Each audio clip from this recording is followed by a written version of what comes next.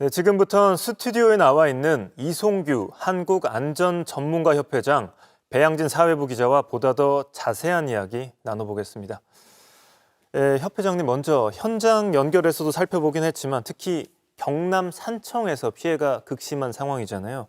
이 경남 산청의 유독 피해 상황이 극심한 이유 어떻게 봐야 될까요? 금방 지금 방송에서도 지금 기자가 지금 얘기가 나왔습니다만은 지금 3, 4일 동안에 800mm가 내렸다는 얘기거든요. 그래서 가장 피해가 많았던 이유는 몇 가지 이유가 있지만 첫 번째로 이제 비가 많이 왔죠. 근데 800mm라는 얘기는 어느 정도냐면 1년간 경남 산청에서 내릴 수 있는 비가 1,500mm예요. 근데 절반 이상이 지금 3, 4일 동안 내렸다는 얘기는 굉장히 크다는 얘기죠. 그래서 피해가 극심했고 또 한 가지를 보자면 지형적인 문제가 있거든요. 그래서 이 지역의 토질이 응집력이 좀 약하다고 볼 수가 있습니다. 예를 들어서 서울의 관악산 같은 경우는 바위로 형성돼 있거든요. 그래서 비가 와도 어떤 산사태가 우면산보다는 훨씬 더 날 확률이 적습니다. 반대로 우면산은 응집력이 약한 토질로 되어 있기 때문에 산사태가 날 확률도 많다라고 보고요. 그렇다라는 기준을 보면 여기 산청에 있는 토질도 지금 응집력이 약해서 비가 많이 오면 산사태가 많을 수 있다는 얘기고, 마지막에 하나를 보면은 지금 여기가 산불이 많이 났잖아요. 그래서 산불에 대해서도 이런 아까 말씀드렸었지만은 기자가 이거에 대한 어떤 응집력 이런 것에서 문제가 될 수 있다. 그래서 세 가지 요인으로 볼 수가 있겠습니다.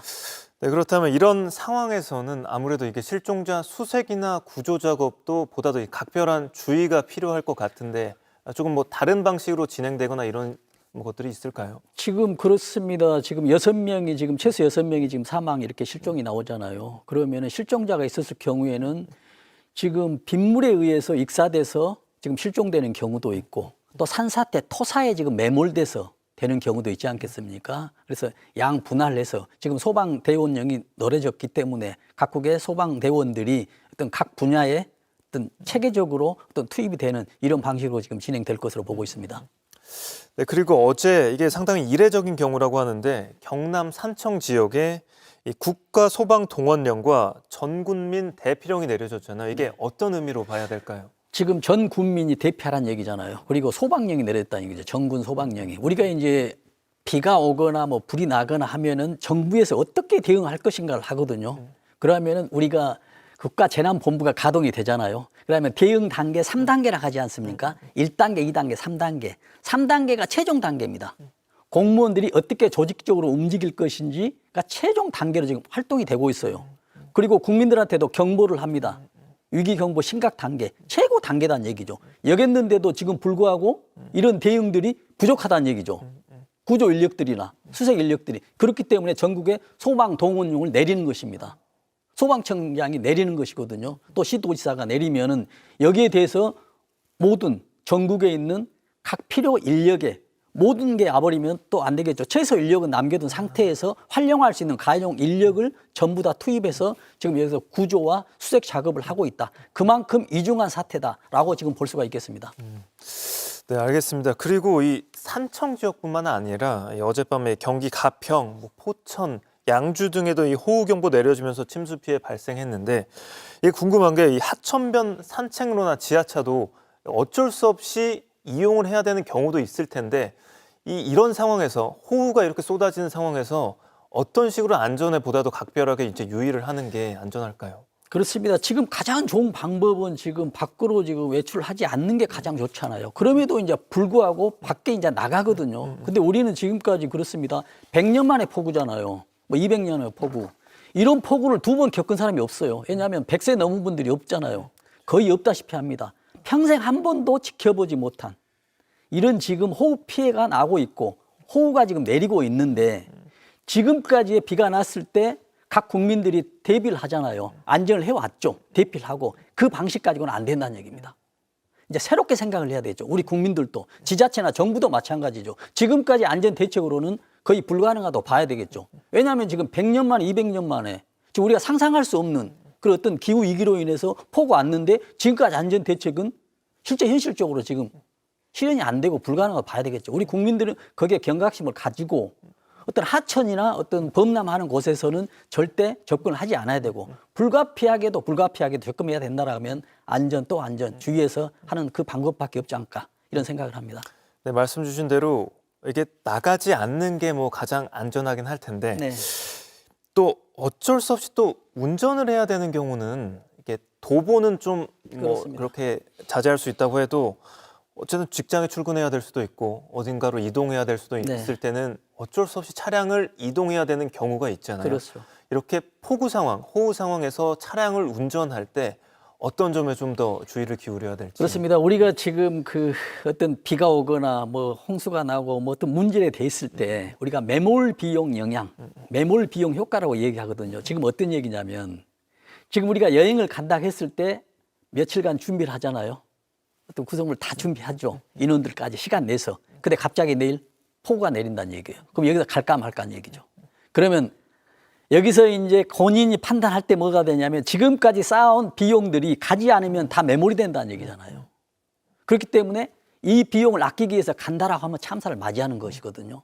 이와 마찬가지로 차를 운전을 했어요. 그러면 비가 지금 바퀴 절반 정도가 물이 차고 있어요. 우리 절반 정도 차고 되면은 차를 버리고 탈출해라다 계속 이야기를 하고 있잖아요. 근데 본인 입장에서는 1, 2분만 더 기다리면 아니면 2, 3분만 지나면 여기를 자연스럽게 탈출할 수 있겠는데 라는 생각을 한 게 이게 이제 가장 큰 문제죠. 그렇다고 본다면 지금 자동차 바퀴 보통 절반 정도 3분의 2 정도 물이 차게 되면 무조건 차를 버리고 유턴하든지 아니면 차를 버리고 탈출해야 됩니다. 특히나 차 안에 어린이나 노약자가 있었다라고 한다면 그보다도 더 일찍 탈출해야 되고요. 특히 이제 우리가 보통 타이어 같은 경우 있죠. 보통 타이어는 마모량이 굉장히 중요하거든요. 평상시 때는 별 문제가 없어요. 그러나 이 마모량의 효과가 영향이 나타나는 그 시점은 언제가 되냐면 이렇게 비가 있었을 때나 눈이 왔을 때가 현격한 차이가 납니다. 그렇기 때문에 혹시 차가 타이어가 마모가 좀 됐을 거다라고 생각하거나 그러기 전에도 어떤 됐을 때는 뭐 유턴 아니면 차를 버리고 이 둘 중에 하지 않으면 문제가 될 수도 있다는 것을 꼭 다시 한번 말씀드립니다. 협회장님, 네. 일단은 이 광주 전남 지역에도 마찬가지로 네. 이제 폭우가 쏟아졌잖아요. 이 광주 소방에만 792건의 신고가 접수됐다고 하는데 비가 차츰 줄어들고는 있지만 여전히 집안이 이게 불안정한 상황이잖아요. 이게 이런 상황에서 어떤 식으로 수습을 하고 어떤 식으로 대처를 해야 되는지 설명 좀 부탁드리겠습니다. 그렇습니다. 지금 이제 비가 줄어들었으니까 대피했던 분들이 다시 집으로 들어가잖아요. 이때 이제 가장 중요한 게 지금 기자님께서도 말씀하셨지만은 지금 만약에 어떤 그 전염병, 뭐 수인성 전염병이라든지 이런 것 좀 각별히 주의해야 되고요. 음식 같은 게 이제 굉장히 다 부패돼 있지 않겠습니까? 거기에는 병균이 있다라고 이제 보면 되고요. 또 하나는 다시 들어갈 때 전기 누전 이런 것도 정말 가스가 누전되고 누설돼서 지금 쌓여있지 않는지 이런 걸 확인하고요. 지금 말씀하신 대로 기반이 약해졌다는 얘기잖아요. 우리가 보통 땅을 하면은 물을 흡수하게 돼 있어요. 어느 정도는. 근데 지금은 물을 흡수할 수 있는 양만큼 최대로 흡수되어 있습니다. 우리가 이제 포화 투수장이라 하잖아요. 더 이상 이제 물 흡수하지 않아요. 내리면 내리는 그 양만큼 그대로 어딘가 이제 낮은 곳으로 가버린다는 얘기죠. 그래서 물을 최대로 흡수했기 때문에 그만큼 집안이 약해졌다는 얘기거든요. 그러면 지금은 집으로 돌아갔을 때 이 정도 무너졌으니 무너지지 않는 부분이 괜찮겠다. 앞으로 괜찮겠다가 아니고 이걸 조금만 이제 손으로 건들더라도 무너지기 일보 직전의 건물도 있을 수 있습니다.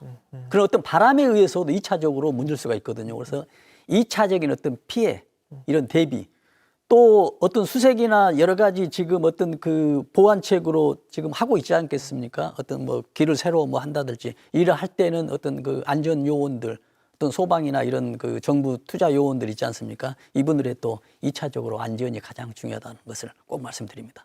네, 이 협회장님 말씀을 이렇게 종합해 보면 사실상 이제 임계치에 다다른 지역이 이제 많다 그렇습니다. 이렇게 말씀을 정리를 할 수 있을 것 같은데 이게 일단은 우리나라 연 강수량의 절반 이상이 뭐 어제와 오늘 네. 이렇게 내리고 있는 상황이잖아요. 그렇습니다. 물론 그 두 가지 원인이 복합적이긴 하겠지만 이 누적 강수량 그리고 이 시간당 강수량 중에 그러니까 어느 것이 더 이렇게 극심한 피해를 불러일으킨 원인이라고 볼 수 있을까요? 지금 두 가지 다뤄 볼 수 있는데 어떤 지역에 따라 좀 다르죠. 누적 강수량이 많다는 얘기는 어떤 저류소, 지금 물이 모이는데 지금 침수되거나 범람한 곳이죠. 이런 곳은 누적 강수량이 많고요. 이제 시간당 강수량이 많았다는 얘기는 시간당 계속 내리니까 산사태. 그래서 이치별로 조금 다르지만은 지금 시간당 강수량도 많고 누적 강수량도 많아버리니까 산 지역에 있는 산사태도 발생했고 또 낮은 저지대에서는 저지대에 그만큼 발생했다는 얘기입니다. 그래서 조금 이치별로 다르지만은 지금까지는 이렇게 상황이 됐다. 이런 피해가 됐다라고 이렇게 볼 수가 있겠습니다. 다시 한번 협회장님께서 임계치에 이제 다다랐다 이렇게 이제 말씀을 해주셨는데 네. 저희가 제보 영상을 통해서 봤을 때 이 산사태라는 게 특히 갑자기 무너져 내리잖아요. 그렇습니다. 그럼 혹시나 그러니까 일반 시민의 입장에서는 이게 언제 쏟아질지 모르는 상황인데 그렇습니다. 혹시 이런 징후들 산사태가 갑작스럽게 발생할 수 있는 징후 이런 걸 감지할 만한 이런 요인들이 있을까요? 그렇습니다. 지금 모든 물건들은 파괴될 때 파괴 전에 어떤 징후가 있거든요. 그러나 우리는 산사태가 날 때도 징후가 나타납니다. 그러나 그 징후를 알기가 어려워요. 왜냐하면 지금 사 안에 어떤 굉음이 들린다든지 근데 비가 오는데 굉음이 잘 들리지 않고 천둥 번개로도 들릴 수가 있거든요. 또 아니면은 뭐 비가 오니까 당연히 물은 많겠지만은 비 온 양만큼 비에서 어느 한 군데서 물이 솟아오른다 할지 아니면 나무가 그 부분만 쓰러진다 할지 이런 것들은 이제 징후로 볼 수가 있겠습니다. 산사태 징후로. 그래서 이런 것들이 발생을 하게 되면은 지금 빨리 우선 대피를 해야 되고요. 특히 노약자 어린이가 있었으면은 대피를 해야 되는데 또 중요한 것은 이런 징후보다도 우리가 사전 예방하는 이런 자세가 중요하잖아요. 이건 어떻게 되냐면 지금 아까 제가 모두에도 말씀드렸죠. 산이 모든 비가 많이 왔다 해서 모든 산이 다 산사태가 나는 곳이 아니에요. 산의 토질이 약해서 나거든요. 그러면 내가 있는 뒷산의 옆산이 얼마나 토질이 약하고 산사태 약하는지 알 수가 없잖아요. 그렇다는 얘기는 그 전에 작년, 재작년에 한두 번이 산사태가 났다. 그럼 위험도가 있고요. 그렇지도 않고 지금 어떻게 볼 수 있냐면 우리가 산림청에 보면은 산사태 정보 시스템이 있습니다. 산림 정보 시스템. 산사태 위험 지도도 지금 우리가 계속 제공을 하고 있거든요. 그래서 내가 있는 곳이 어느 정도 위험한지 어떤 인터넷이나 검색을 하면 충분히 알 수가 있기 때문에 이런 대비책을 좀 세워서 대응하는 것이 가장 좋은 방법이라고 말씀드리겠습니다. 지금 이제 이어서 여쭤보고 싶은 게 이 산사태가 발생했을 때 그러니까 앞에서 무너져 내리면 토사에 휩쓸리면 어쩔 수 없겠지만 이제 뒤에서 제보 영상도 이제 봤겠지만 그렇습니다. 앞에서 산사태가 발생하면 이걸 목격했을 때 어떤 식으로 움직여야 되는지 그렇습니다. 설명 부탁드립니다. 지금 우리가 어떤 재난이 있을 때 예방 있잖아요. 제가 지금 말씀드린 것은 예방이죠. 예방을 하기 위해서는 어떤 인터넷도 검색하고 그 전에 토질도 검색해야 되는데 지금 말씀하신 것은 딱 났어요. 이건 대응 단계거든요. 대응을 어떻게 하냐는 얘기잖아요. 지금 가장 좋은 게 뭐 전원도 뭐 오프시키고 뭐 가스도 잠그고 나오라 하는데 그런 시간도 부족할 때가 있지 않습니까? 빨리 대피를 하는데 대피를 하는 방향에서도 보통 산이 무너질 때 한 곳에서 수직으로 내려오지 않습니까? 그 수직 방향의 직각 방향으로 빨리 이동하고요. 또 높은 곳에 가는 것이 가장 뭐 우선이고 또 할 때 옆에 그 어린이 노약자 있으면은 동반해서 가는 것이 가장 또 중요하다고 생각합니다. 네, 알겠습니다. 네, 빗줄기는 조금씩 약해지고 있지만 닷새가 이어진 극한 호우로 집안이 많이 약해진 상황입니다. 늦은 오후와 저녁 사이엔 전국 곳곳에서 소나기가 쏟아질 수도 있다고 합니다. 산사태 등 각종 안전사고 계속해서 각별히 유의해 주시길 바랍니다. JTBC 뉴스특보 마칩니다. 시청해 주셔서 고맙습니다.